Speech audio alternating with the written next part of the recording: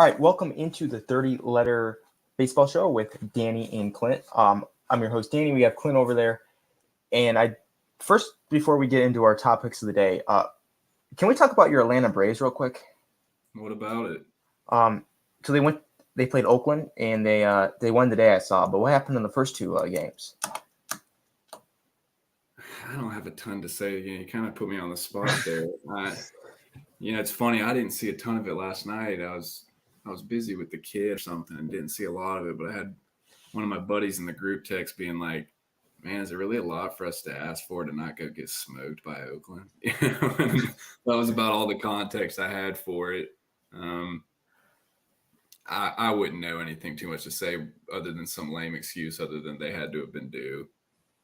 Yeah, I saw after they blew out the Phillies on Sunday Night Baseball. I was watching a little bit of the Braves A's on Monday, and then I went to bed and I saw that the Atlanta Braves had Oakland Athletics had a win next to their name in the column for once, and then I saw them win another game, probably or 12.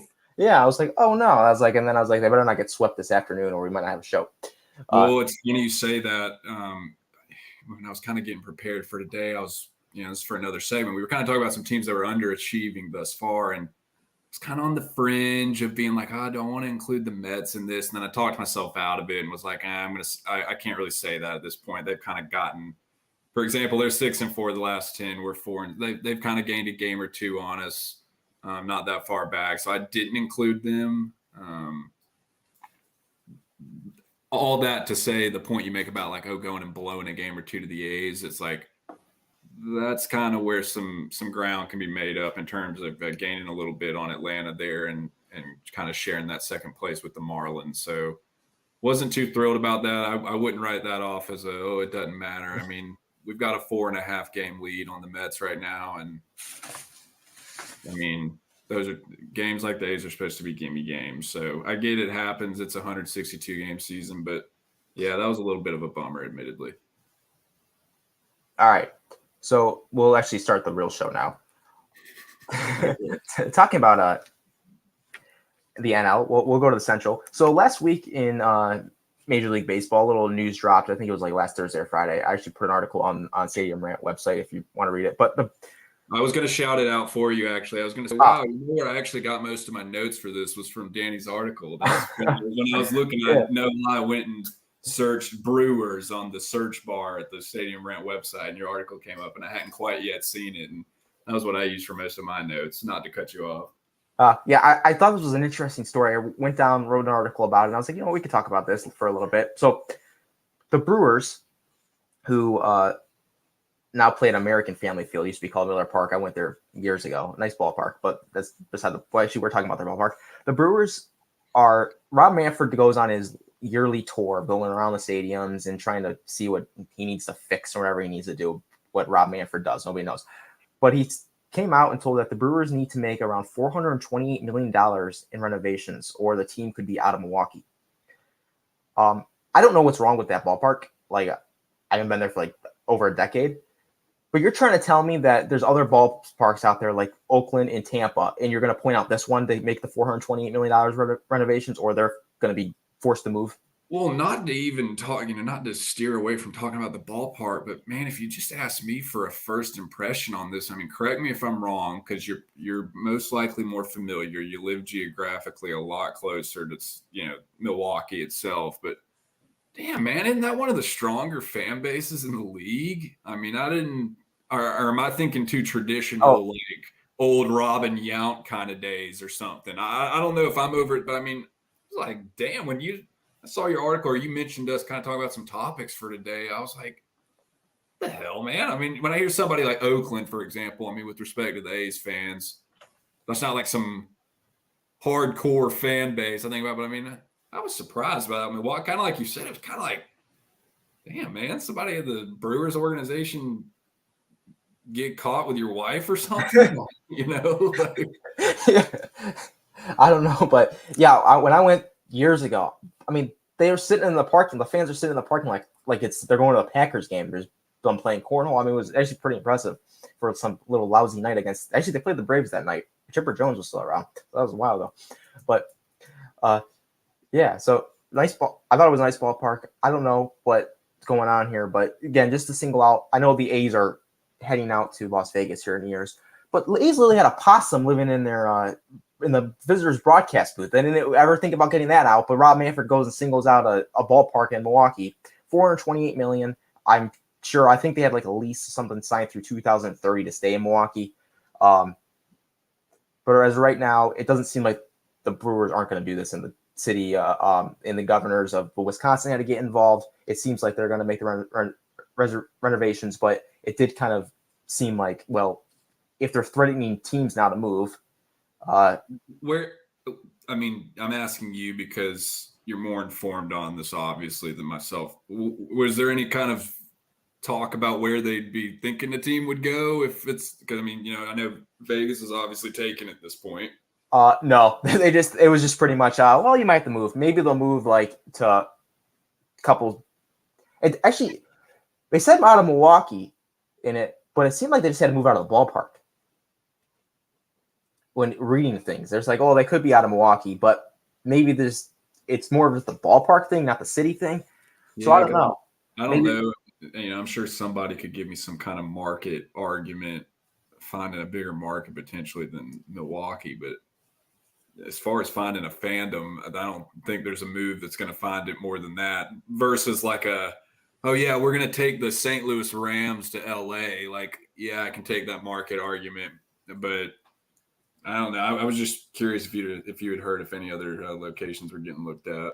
No, that's a bunch of smoke. I'm about like you. I did like your heading right here. It just says Milwaukee is way nicer than Oakland.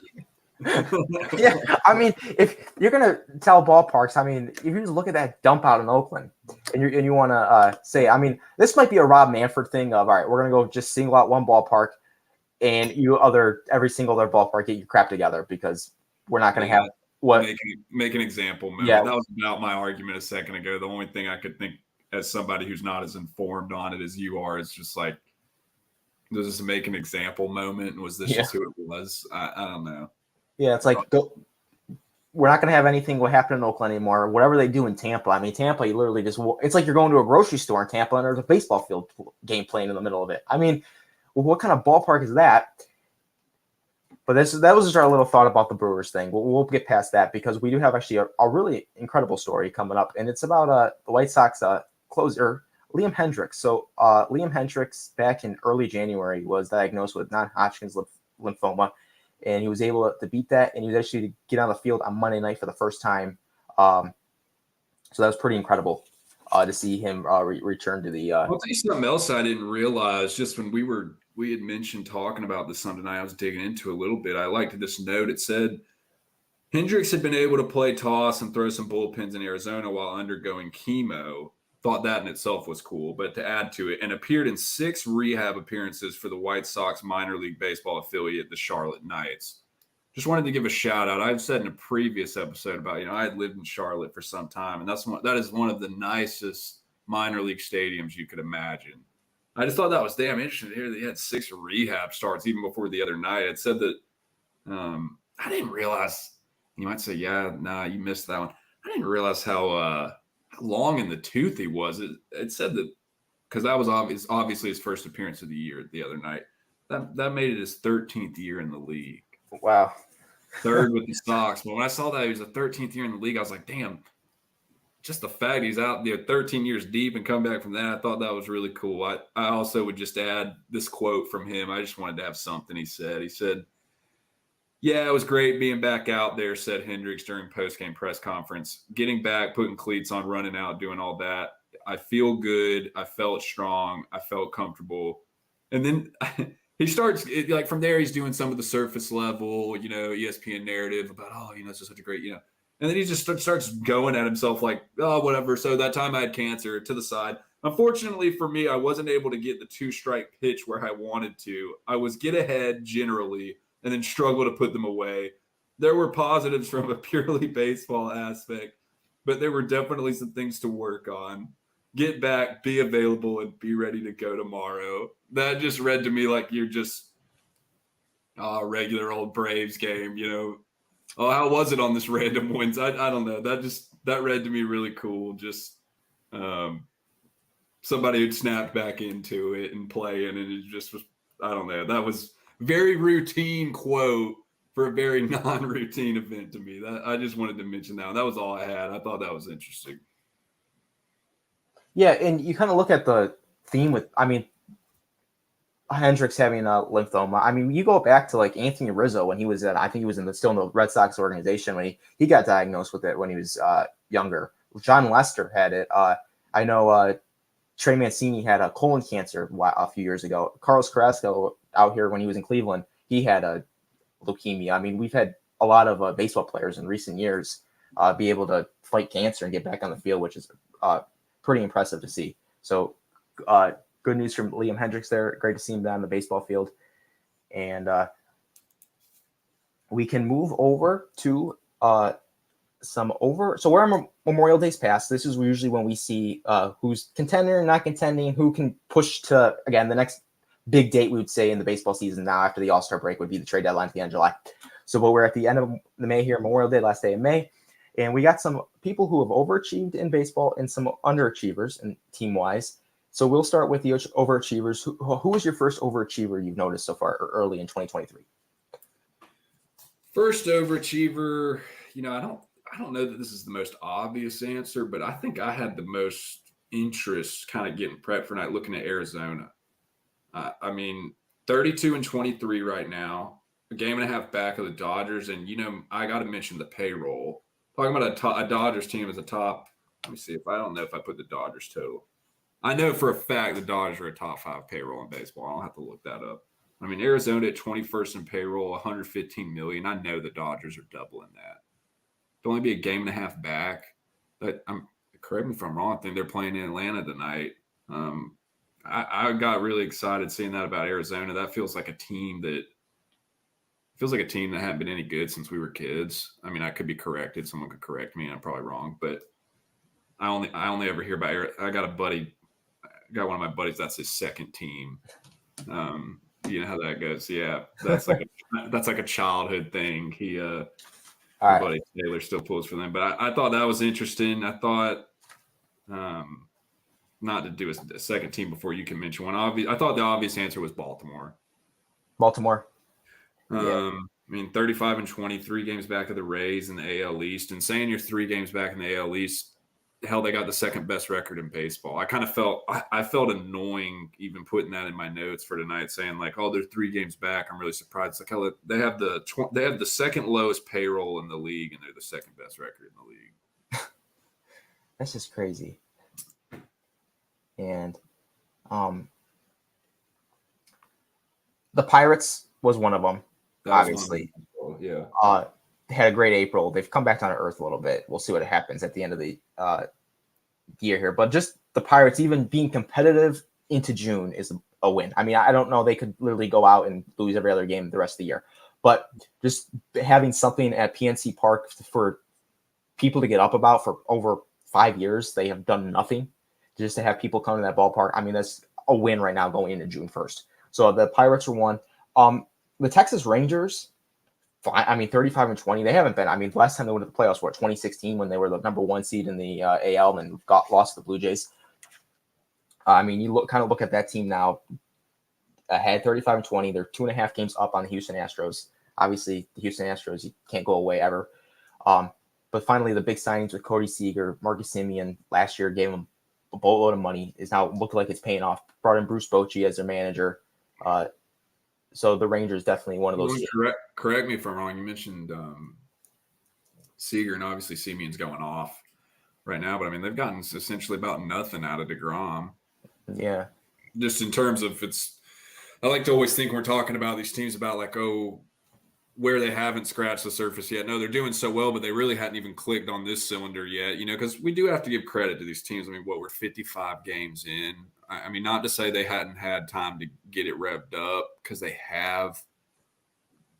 But it's kind of like on the golf course being like, oh, I still got the back 9. We hadn't even gotten to the back 9 yet. I mean, they give them a little time to create. The Astros, for example, you just said that, like, that's a team that's going to crank it up. The fact that the Rangers are in first right now, very shocking to me. I can take them seriously. I mean, would I bet on them over Houston right now in terms of September, October, etc.? No. But I think we have to, in terms of this conversation we're right now, have to remind ourselves the perspective of it. And it's like, I always use the payroll for perspective purposes. I think just the perspective that we're 55 games in, you already said this, so I'm repeating your words. The fact that we're sitting here talking about the Rangers ahead of Houston, or we're talking about a Diamondbacks a game and a half back of the Dodgers, or we're talking about the damn Rays keeping it going. I mean, yeah, they cooled it a little bit. Yeah, but I'm sitting here talking about cooling it a little bit at 39-18 with the 27th payroll in the league.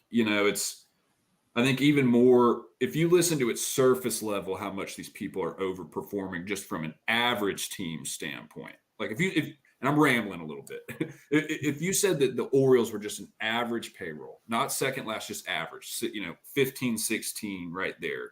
For perspective, the Cardinals have the average one at 160 million. Hell, if they had that, we'd be sitting here going, damn, this team's overachieving, but they're not even close to that. If we were talking about, this is unrelated, but it's silly. We're just sitting here talking about the Brewers and potentially moving. They're in the damn lead in the Central right now. We're talking about the Pirates overachieving, and hell, they're still in second place behind Milwaukee. And don't let me go off on a tangent on that, but I don't know. I saw a lot of wackiness in the overachievers in terms of looking at them, even from an average perspective. But then when you really look at it, we're talking about 21st in payroll, 29th in payroll, 27th in payroll, 28th in payroll. That's bottom of the gutter. Yeah, and I think one more you can maybe throw in there. I know they have a lot of success right now in basketball and hockey, but even the Marlins, I mean, being at 28 and 27 on June 1st, I mean, that's something, and being tied for second in the East. I'd have two responses to that. One, I am having a lot of fun with the Florida Panthers. That's my wife's childhood team from being down there. So I am not my team, my wife's team. So I am enjoying that vicariously, though. That's a lot of fun. She's a big hockey person.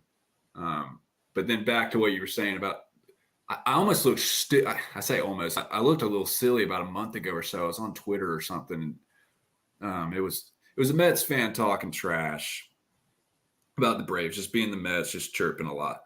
And I said something along the lines, I was being kind of condescending. And I said, oh, yeah, between the Phillies and the Mets, somebody's going to have to pick it up a little bit and put up a fight for Atlanta. I mean, yeah, the Braves are great, but we're not going to run away with it in May. And I look back at that now, and I'm like, hell, man, should I have been mentioning the Marlins instead of Philly, at least? I mean, I guess what I'm saying is I look back on that and I'm like, wow, I look silly to say like, oh, the Marlins, they're going to burn out. Because, I mean, hell, they're a game over 500 right now. They're at second place. They're only 4.5 back.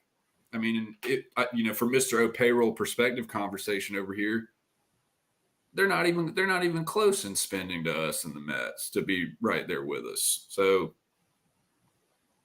yeah. Very impressed. They've definitely proven me wrong thus far. 55 games in. I definitely, it's going back to that Mets fan that you probably was fighting with on Twitter. I mean, I noticed their Twitter accounts are really loud from April to September, and then late September they start crying. Late September, early October, and they disappear. They're fun though. Yeah. I hate the Mets. Is not even close compared to the other teams that are rivals of the Braves, but I will say they're fun. They'll be around. They're not going anywhere. I'd pick them over the Marlins right now, which sounds kind of like a Captain Obvious, but they're not going to go anywhere. We're going to be chirping with them until, like you just said. Yeah, definitely. All right, so talking about teams that stink, the New York Mets. All right, underachievers. Now, we have some underachievers in this sport, obviously, and one we have to just point out right now, or two of them, that should not be in the spot they are right now going into June. This is St. Louis Cardinals and San Diego Padres. I know we've talked about this a handful of times here, but just for the segment, underachievers again, San Diego sitting there at 25 and 29, and then you have St. Louis 25 and 32. St. Louis has actually been pretty well. I think they've been the best team in baseball the last 3 weeks here. I actually went to Cleveland Guardians game on Saturday, saw the St. Louis Cardinals. They did win 2-1 over them, but these teams should not be sitting here on June 1st. I mean, San Diego, that's just disappointing. I mean, 25-29 through going with the team they have, going out and get Bogarts this offseason, bringing Tatis back from his steroid little issue there.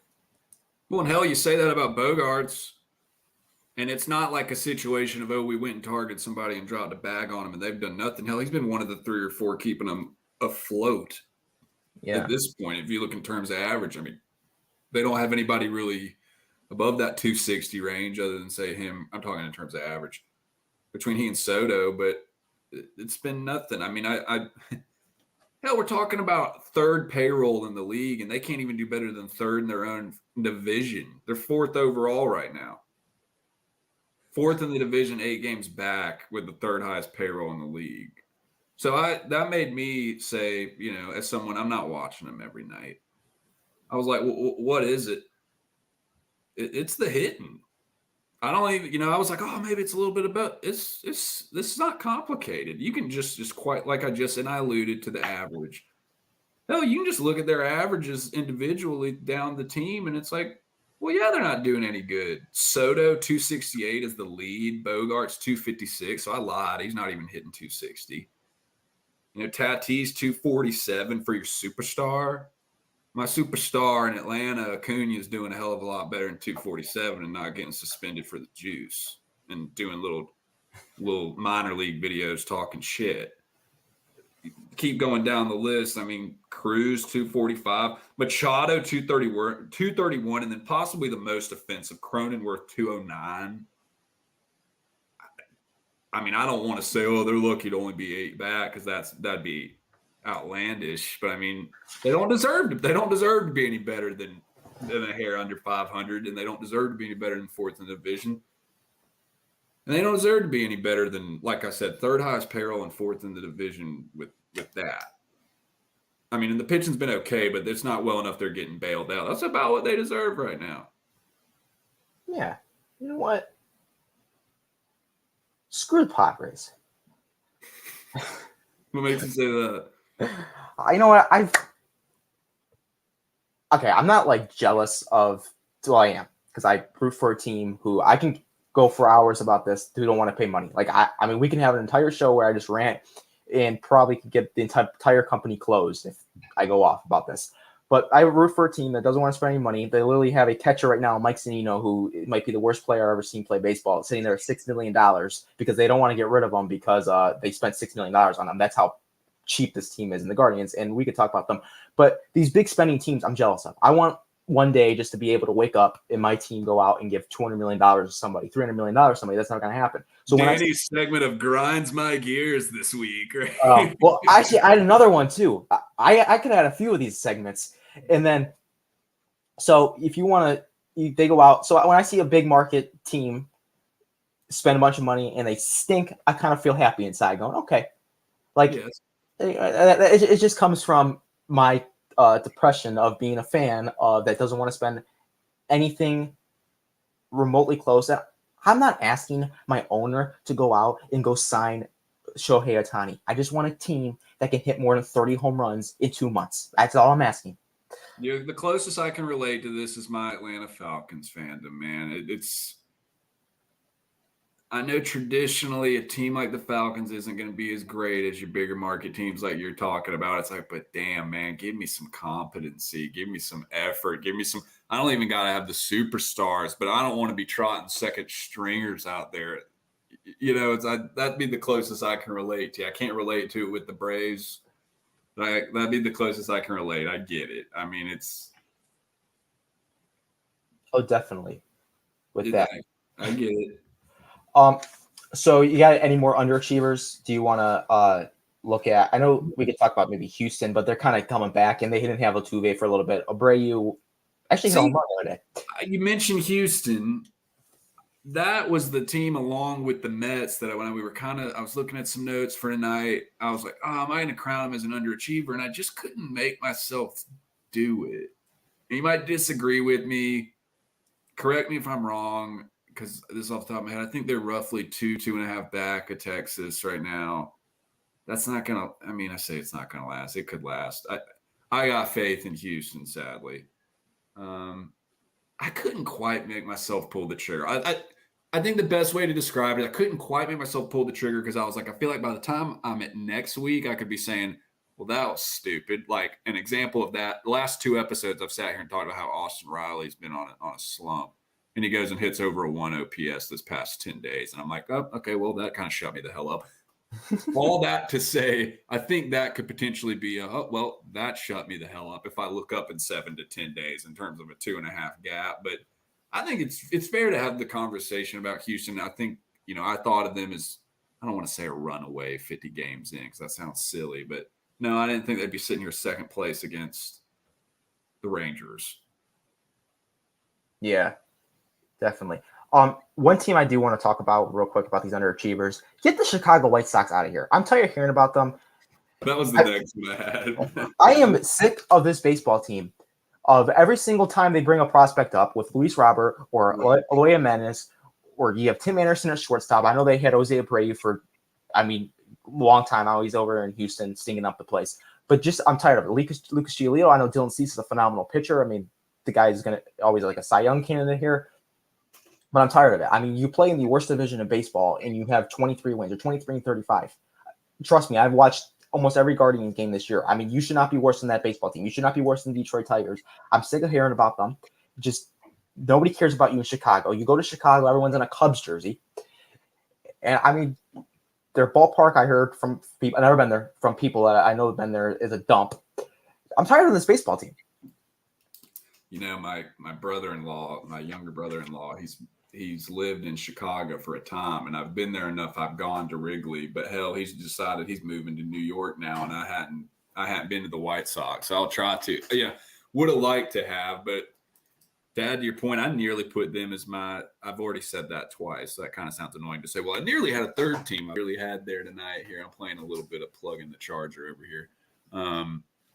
But I meant to make a note in my notes tonight. So I want to defer to Danny and ask his opinion if he thought that they should be included. So I'm actually really glad you picked up on that and you added that, because I did want to ask you tonight your opinion on that.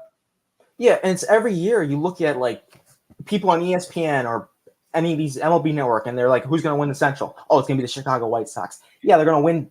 The Chicago White Sox are lucky the Kansas City Royals are in this division. And I don't want to harp on more underachievers. I know Kansas City Royals stinks. I was about to say, I think the Royals are about a week or two away from being a segment on here, because you maybe save that one, because I think that one's been close. But I would say Kansas City, if you're watching this, you should send flowers to Oakland, because they're saving your butt right now of you not being the laughing joke of the league. 17 wins, but there's one that has 12.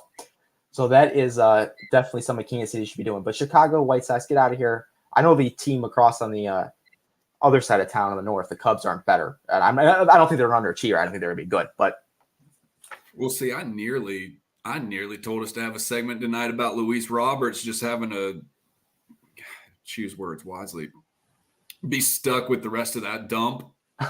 I nearly had a segment. We've talked about, say, a team like the A's in the last couple of years. The Tigers some years before that, anytime they get a prospect of value, it's, we're going to ship him out for picks and future capital. He gives me that vibe a little bit. It's just funny you say that. I nearly put that as a segment tonight. Yeah, it's like a few off seasons ago, like probably 4 or 5 now, they signed Grandal to be their catcher. That's great. They go out and get Benintendi this offseason. What are you doing? Winning 23 games for? This is a little nuts. They had brought in Dallas Keuchel a few years ago. The guy's like probably working at Walmart now. It's been just a. Oh my God, that was a throwback name when you just said that. It's been a mess there. It would not been that much of a throwback name. That felt like a throwback name to me. Yeah, it's like 2021. I thought when after that stupid COVID season, 2020, I was like, all right, 2021 is gonna be the White Sox. They're gonna take off. They're gonna be one of these new teams in baseball. And they went to the playoffs 2021, obviously lost in the division series. 2022 stunk up the place late in the season, and then everybody thought, maybe it was a fluke. Well, no, I don't think it's a fluke. They actually just stink at baseball, and it's pretty pathetic. So look at the White Sox there. All right. Grinds Danny's gears. If you want to know something that grinds my gears, and I should have brought this up when we were talking about what I talked about today, Memorial Day. How is there 8 teams, I think, not playing on Memorial Day? How are there 8 teams not playing Yeah. on Memorial Day? I mean, this is like the kickoff to summer. I mean, when you think of baseball, you think of summer, Yeah. and 8 teams are not playing. I mean, every team should be playing Memorial Day. I mean, pretty much a lot of people are off. Go to the ballpark, watch the game, enjoy your time. And, okay, baseball missed the boat on that one too. I mean, Well, the only thing I could think is just lucky for those 8 teams they got the day off. yeah, they're. I think Boston was one of the teams. I mean, Boston, one of the most iconic places to watch baseball. America. And they're sitting there at home grilling hot dogs. I mean, lucky for them, but I mean, and we have Rob Manfred in baseball who's complaining about how it's not marketed enough and like that. Well, maybe on one of the most important days of the year, especially during your season, put every single team on there. I'm going to send Rob Manfred a hate letter or a hateful email from you with some content this evening. You should. It's like NFL putting like 10 teams on week 1 of the NFL schedule. Like, all right, well, you guys start week 2. That would be something. All right, that's enough from me today. All right, let's get into something that actually I just watched today. The Baltimore Orioles bullpen. So you brought this one up, so I want to defer to this one. I thought it was interesting for you to bring up. I'll geek out on some numbers here real quick. Just when I kind of dove into it, I've been fascinated by Baltimore this year at very surface level, just because, well, for obvious reasons. That's been a rebuild what feels like the last couple of years, and a team that's a little ahead of schedule. I mean, particularly second worst payroll in baseball. Obviously ahead of schedule, having the second best production right now. This stat really got me right here. It said, going back as far, I mentioned a 5-year period. In 2018, the Orioles ranked 27th in bullpen ERA and lost 115 games. For perspective, if you're a casual fan watching, losing 115 games is like the NFL standard of saying like you won 2 games. Yeah. In 2019, they ranked 30th in bullpen ERA and lost 108 games. In 2021, Baltimore relievers combined for a 5.7 ERA, abysmal, which again ranked 30th, contributed heavily to a 110 loss campaign. We're talking 115 loss, 108 loss, 110 loss team here. That's what you're thinking you're getting with the second lowest payroll in the league, not second highest production right now. But this is where it flips. We started to see it last year, guys like Jorge Lopez, Dylan Tate, Felix Bautista, headlining a unit that went all the way up to 9th lowest in baseball. So about a 20-team jump here to a 3.49 ERA. So that's the big jump last year. But hell, even from 9th best to this year being best is even more of that. I think that, to me, is the wilder jump than going from 30th range to 9. I think going from 9 to 1 is even wilder. Some would argue with that, but Orioles relievers lead MLB in wins above replacement and boast a 2.98 combined ERA, second lowest in baseball behind only the Yankees. You're talking about going from a 5.7 in 2021 to now they're sitting at a 2.98 here this far in, 50 games in, with that little of payroll. Then I dug even a little deeper. I was like, all right, so who's the honcho? Who's leading this? Talking about Bautista, had him going at 54 strikeouts and 27 innings of work. Said Yanier Cano has somehow even been better, yielding just 1 run, 0 walks, 20 appearances, 28 strikeouts. And then last geek stat, 5 relievers under a 4 ERA right now.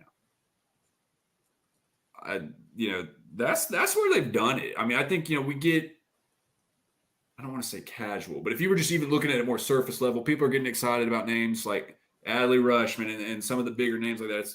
It's digging deep into that bullpen to jump from, say, the 30 range in the last 3, 4, 5 years previous to 9 last year to 1 where they sit currently. That's where it's been. And there's even more to come from that with the fact that I've said, they're ahead of schedule. That was all I had for it. If you want to add to it, but that might have been, of all the stuff we talked about tonight, that was the jump off the page thing for me that I was like, damn. Oh yeah.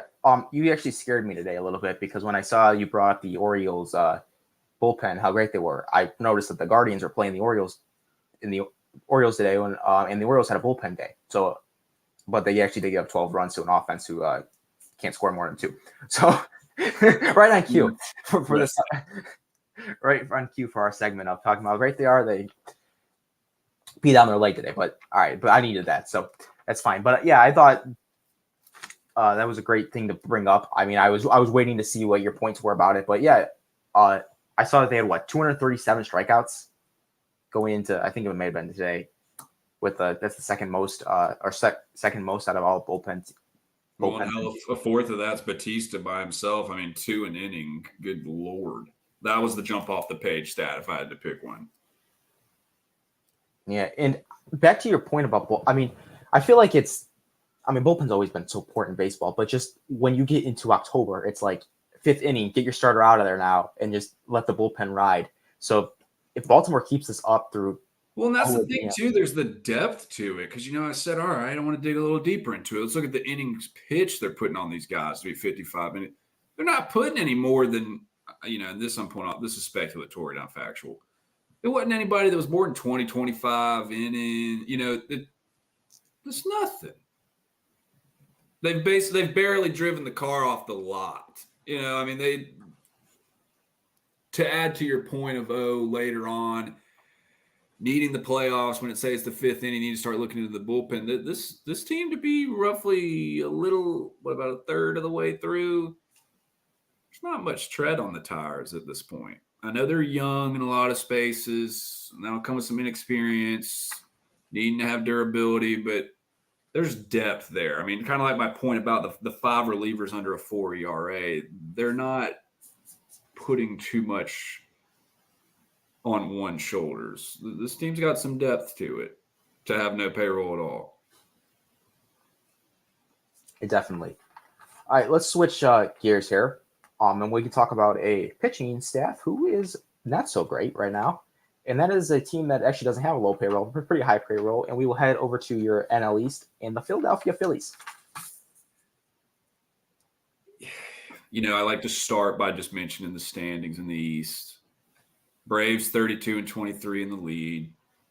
Marlins 28-27. Mets 28-27. Phillies 25-29 as the NL champion last year. The Nationals 23-32, putting up a decent fight for the bottom of the barrel. I think the first start looking at some of their woes, because I was like, what is it here? It's not that I'm looking down and saying, no, your superstar's not performing. Harper's performing. It's, they've had the injury with Hoskins. They've had some of that. But for me, it was the 1, 2, 3 in the starting pitching rotation that kind of jumped out early.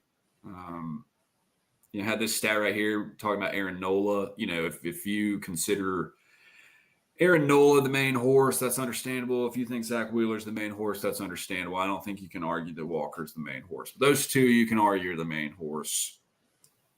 Nola's got a 4.59 ERA thus far in 68 innings. That's trash. That's trash for a guy in particular coming into this year.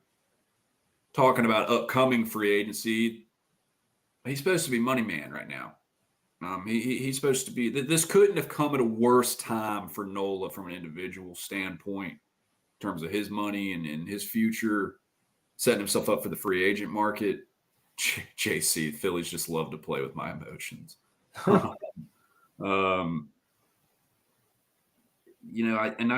go back to that 4.59 ERA number on Nola, I said, okay, where does that compare to how he traditionally sits? So look at the last 5 years, and yes, I included the COVID year for perspective purposes. In 2022, he's got a 3.25. 2021, this is the only ugly one, 4.64. So that's where he is now. In 2020, 3.29. 2019, 3.87. 2018, 2.38. That was a 5-year average of 3.48 ERA.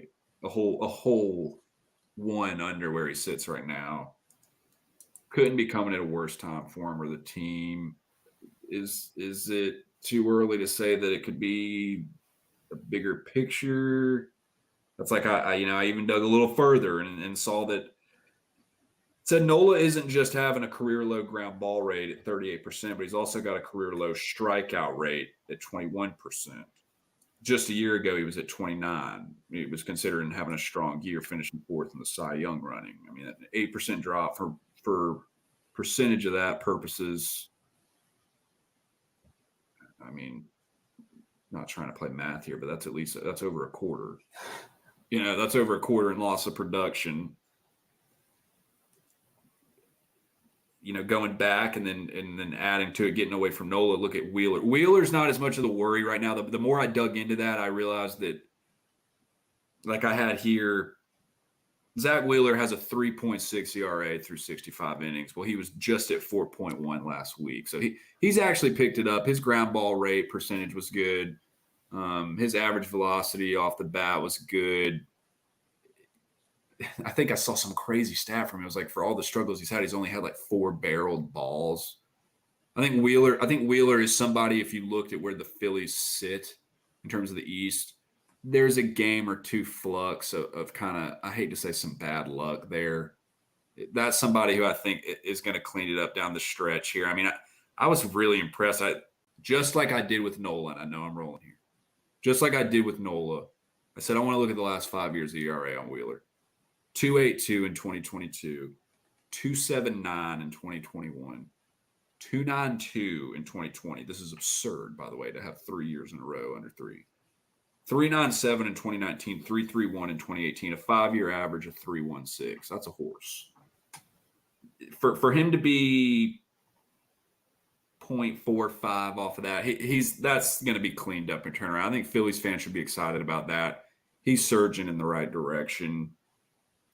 And then just briefly, I don't want to go as much into Walker, but I mean, to beat a 5.57 through 53 innings, it's supposed to be kind of your third, fourth man there, that's got to be addressed.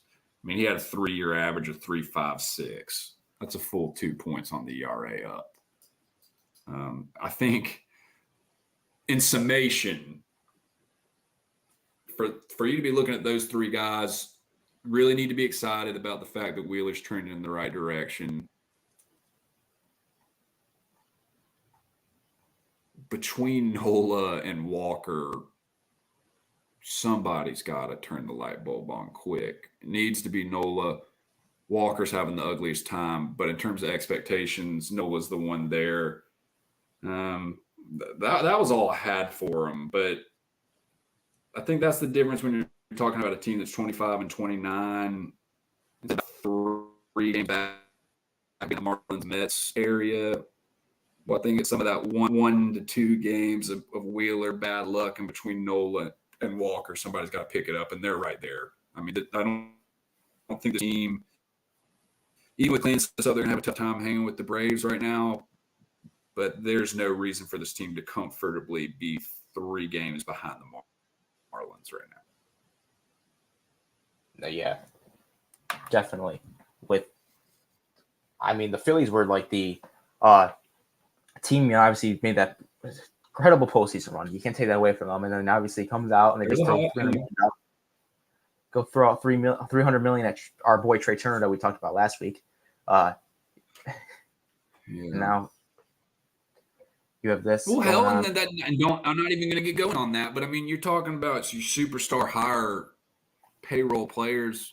Nola not giving you anything. Trey Turner's not giving you anything. It just comes a point. Somebody's got to pick it up and start closing this gap. There's no reason for this team to be 3 games behind the Marlins. There's no excuse for that. No, definitely not. I mean, especially when you're heading right into June, you got to figure something out here if you're Philadelphia. And again, like, I know they started out slow last year, fire their manager, figure things out, but usually that doesn't happen back-to-back years where you can figure things out on the fly. Fly by your seat of your pants. And then become the last wild card spot and then make a run to Game 6 of the World Series. That stuff is fluky usually, and I Philly turn this around now, or it's going to be a pretty sad August to September in Philadelphia until those Eagles go. That'd be great. Try to go back to the Super Bowl. You're probably confusing people wearing the Sox hat the last week or two, but it's really just because one, I have speaking the guy with the 5-month-old here, I'm looking like a real bad dad haircut, and 2, this hat fits my 99th percentile fat humongous head. So might try and make a change, but no, do not be mistaken. I am not a Sox fan. This is from visiting Fenway as a child. So probably confusing people as they're like, wow, this guy really talks a lot about the NL East and talks a lot of shit about the Phillies and the best to be a Sox fan. Not a Sox fan. Yeah. It's just to let you know, Clint is that guy that he's got 29 other teams as a second team. I have thought that until I put this on. I'm like, man, I look like such a. At least like the Sox aren't like running away with them. Like, yeah, you like my Rays hat, kind of my second team. It's pretty casual. Yeah. I live close. Yeah. My wife's from Florida. I've basically been pulling for the Rays my entire life. Yeah, I like crab cakes. Baltimore's my second team. I like New York pizza. I root for both teams, Yankees and Mets. I went to Boston once when I was 9, so I know all the local spots if you need a seafood restaurant. Yeah.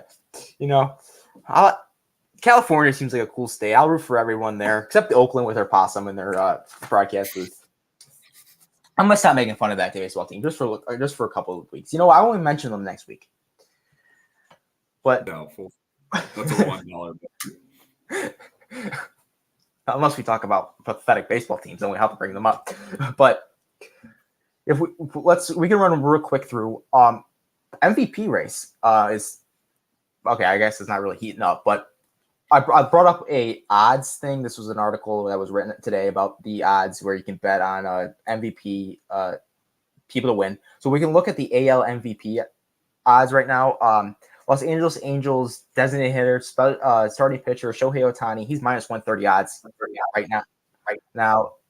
And then the second line is one Aaron Judge, who won it last year at plus 700. Mike Trout is at plus 1,500. That's pretty much it. Is that large? Yeah, minus one right now. You probably don't want to throw money on anybody except maybe Aaron Judge if he can figure this thing out. But yeah, I thought one interesting person on this list that was kind of far down on it was Marcus Semien at plus 4,000. I thought he'd be a lot higher on this list. That one blew me away too, because when I was looking into it a little bit before, it was funny. It was like one of the first one or couple articles I looked at had Semien number 1. So that gave me kind of an initial impression. The more I dug into it, I was getting the same thing as you, plus 4,000 odds. It's like you said, it's like hell. If you're looking at Ohtani minus 130, Judge plus 700, Trout plus 1,500, anyone under Trout, you're just flushing your money down the toilet. Hell, I think you might be flushing your money down the toilet with Trout. It's Ohtani or Judge. It should just be Ohtani. I understand having Judge in the conversation. He should be in the conversation, but that reads to me like a 2-man race, which it should be. I was a little surprised. The name that I saw that I thought I kept seeing as the fourth name was Vlad. I was seeing him ahead of Semien something, and I was like, that was a little surprising to me in terms of following up Trout as that kind of set third. Yeah, and then you look at obviously the Rays, who are phenomenal right now. They have what I looked at in this list. You had Wander Franco, Randy Arozarena, and Yandy Diaz. In the top, what was it? 1, 2, 3, 4, 5, 6. So about top 10, top 8. You had those guys in there. Jordan Alvarez was 5th on this list. Adley Rutschman, about 8 or 9. Rafael Devers is down there. You take the 3 Rays guys and add their salary together, and you get what, Judge's car collection? probably his little car collection. Maybe his one he puts on his mantle. The one he lets his pledge drive him around in every once in a while. Yeah. Yeah, it's incredible how that happened. But again, Shohei Ohtani, this is probably his. It needs to be. Yeah. I know it was, it's only been 2 years, but it needs to. I couldn't have much of a conversation with anybody past Ohtani or Judge. Just I don't think, not to transition or segue over to the NL. I don't know that I could have much of a conversation with somebody past Acuna right now, and that might be a bit of my bias showing. I know he's the odds-on favorite. I'm sure you have it in your notes. I'm being speculatory, but I'm just going to guess that's who it is. Well, YNL. You're going to say, actually, Clint, go F yourself. You're wrong. It's actually, I was going to make somebody up. Ronald Acuna Jr. Plus 100.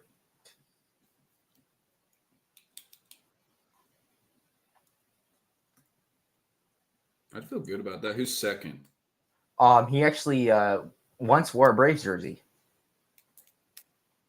Freddie Freeman. Plus, Freddie. Okay, yeah. All right. So here's the gap. Acuna is the favorite at plus 100.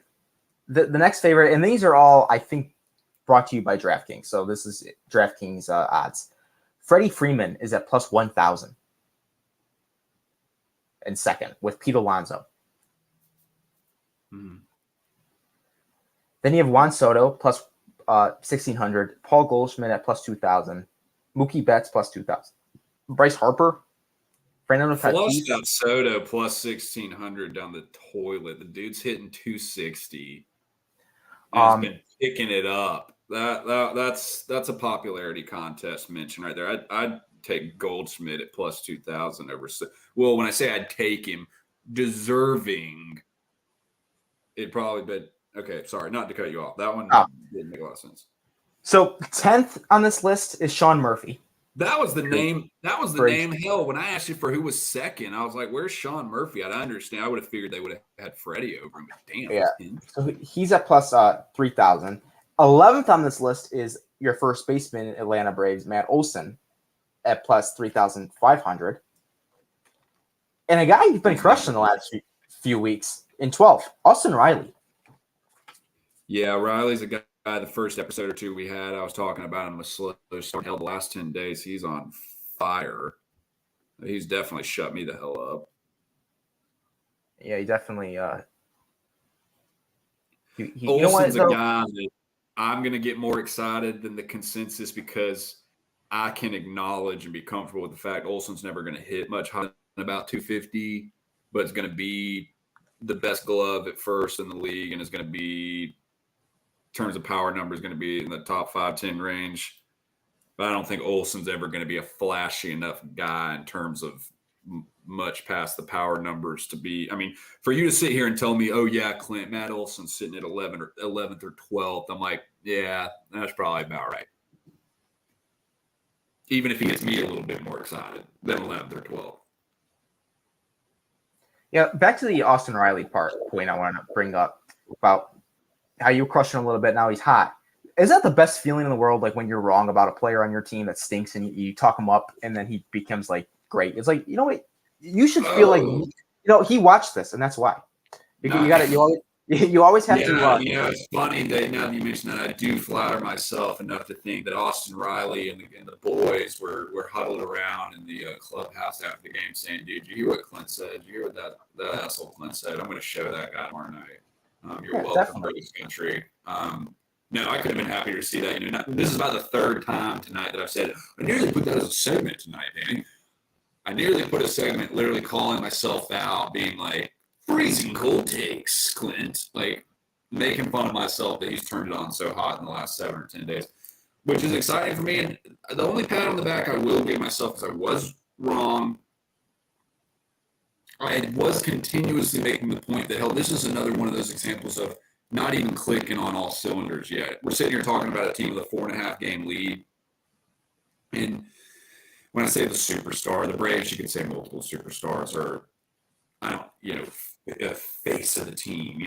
That could be Acuna, that could be Olson, that could be Austin Riley, it could be a Sean Murphy level of production. I know he's a new guy, but that's an example of what even clicking on all cylinders now he is. That's even more reason to be afraid of Atlanta. But yeah, no, I couldn't be happier to see. I saw that stat this morning. It was something like he had a 1.1 OPS the last 7 to 10 days, and I was like, yeah, I don't think I'm going to be going on tonight talking about Austin Riley's having some struggles. I was like, nah, he's not having any struggles. He's hitting everything.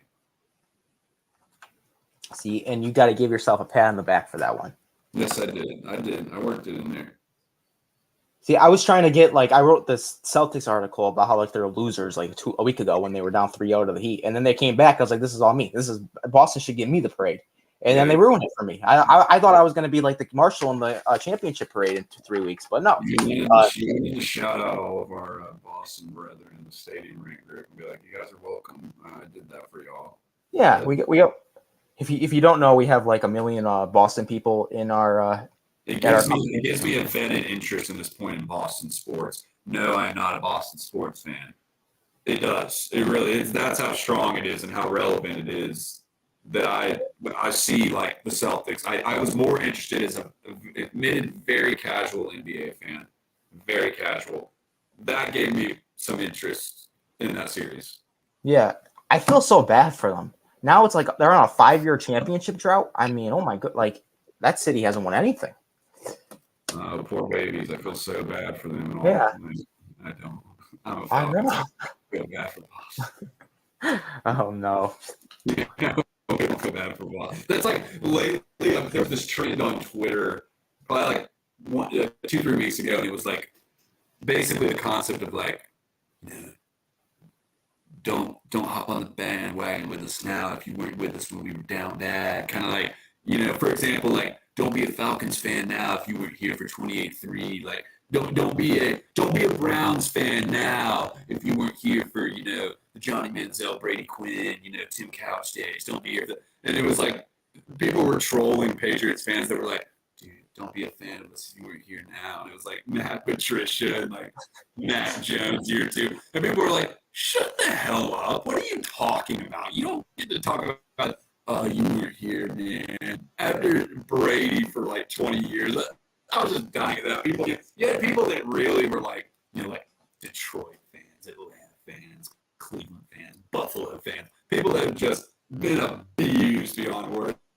They were just pouring it on all the New England people. Oh yeah, man, Matt Patricia, it's been so tough the last 3 years. People get the hell out of here with that. Yeah, they've had it rough. I mean, especially looking at their hockey team and in their basketball team, losing series to 8 seeds from South Florida and the Panthers and the Heat. They should they got to knock down the TD Garden at this point. Start over there in Boston. I mean, you can't recover from that. We were excited about that with the Bruins at my house, so that I did get to enjoy. But yeah, definitely. I mean, that should be a fun series. I'll but even though we're not a hockey show, but we're cutting time here, so yeah. I guess we can talk about what we want to talk about. All right, any final thoughts before we end here? I'm going to give a super quick last 2 random stats here, and then I'm going to hand it to you, and you're going to wrap it up. Yeah. I thought it was interesting in the last week or so, we had 2 big pitching feats that worth mentioning here. Craig Kimbrell becoming the fastest closer ever to 400 saves the other night in terms of innings required to do so. There was 2 through 5 after him. Trevor Hoffman, Kenley Jansen, Mariano Rivera goes. Billy Wagner.